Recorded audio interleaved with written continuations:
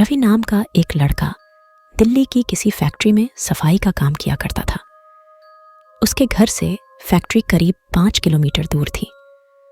वो हमेशा अपनी साइकिल से ही फैक्ट्री जाता था। रोज की ही तरह आज भी वो घर से फैक्ट्री के लिए निकला।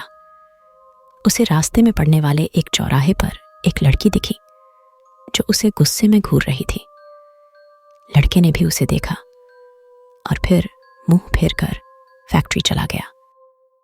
अगले दिन भी सुबह वो लड़की उसी जगह पर खड़ी थी और रवि को घूर रही थी। उसने पलटकर लड़की को नहीं देखा और सीधे अपने काम पर चला गया। रोजाना इसी तरह हफ्ते भर वो लड़की चौराहे पर खड़ी होकर रवि को घूरती थी और रवि उसे अनदेखा करके फैक्ट्री चला जाता था। करीब 7 दिन बाद जब रवि फैक्ट्री जा रहा था तो उसे वो लड़की उस जगह पर खड़ी नहीं दिखी। रवि के मन में हुआ कि आखिर क्या हुआ होगा कि वो लड़की वहां नहीं है। रवि ने सोचा कि उस लड़की से कुछ पूछने या बात करने में भी डर लगता था क्योंकि वो बुरी तरह से घूरती थी। इन्हीं ख्यालों के साथ वो फैक्ट्री पहुंचा और साफ सफाई करके शाम को घर लौट गया। वो लड़की 1 हफ्ते तक उस चौराहे पर नहीं दिखी। एक दिन जब शाम को वो लड़का घर पहुंचा तो उसे अपने बेड पर एक चिट्ठी दिखी। उसमें लिखा था, मेरा नाम प्रीति है। मैं तुम्हें 1 हफ्ते पहले रोज एक चौराहे पर दिखती थी। कल शाम तुम वहीं पर खड़े होकर मेरा इंतजार करना। उस चिट्ठी में एक फोटो भी थी जो उसी चौराहे पर खड़ी लड़की से मिलती थी। लड़के के मन में हुआ कि आखिर इसे मेरे घर का पता कैसे मिला होगा और ये चिट्ठी मेरे बेड तक कैसे पहुंची। इसी सोच के साथ वो सो गया। अगले दिन उठकर जब काम में जाने लगा तो उसे चिट्ठी वाली बात याद आ गई। साइकिल से वो सुबह फैक्ट्री पहुंचा और दिन भर उसी लड़की के बारे में सोचता रहा। शाम को वो उस चौराहे पर पहुंचकर उस लड़की का इंतजार करने लगा।